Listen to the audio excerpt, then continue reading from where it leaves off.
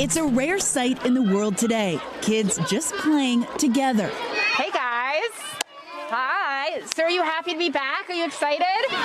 Denmark has reopened schools for students under the age of 12 after a month in lockdown. What did you miss the most? Do you miss your friends? Teacher.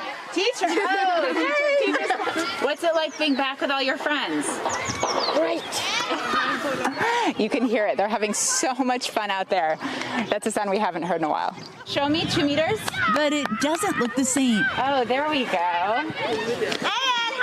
Recess and playtime with the same small groups and new games.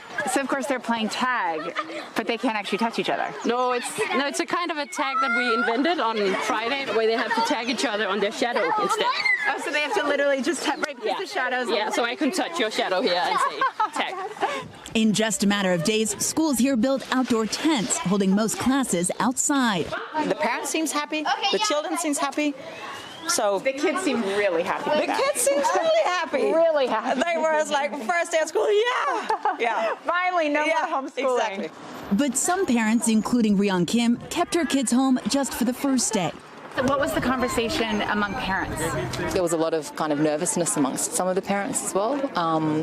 But again, it kind of was this balance between, okay, we've got to do our work, they're really, really bored. Denmark's Minister of Education says not only are the littlest kids bored, but virtual learning is much easier in the older grades. What do you say to parents who might be nervous? Obviously, everybody would get some level of concern when the children re-enter the school.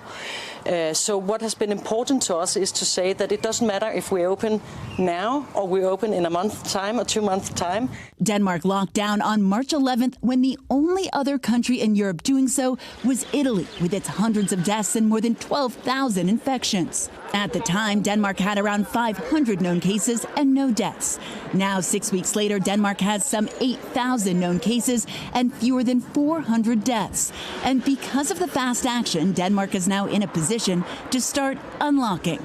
And while they started with schools, hair salons, beauty parlors, even some parks are all reopening this week. Danes getting back to normal, even the youngest set, slowly, cautiously, but one step ahead of the rest of us.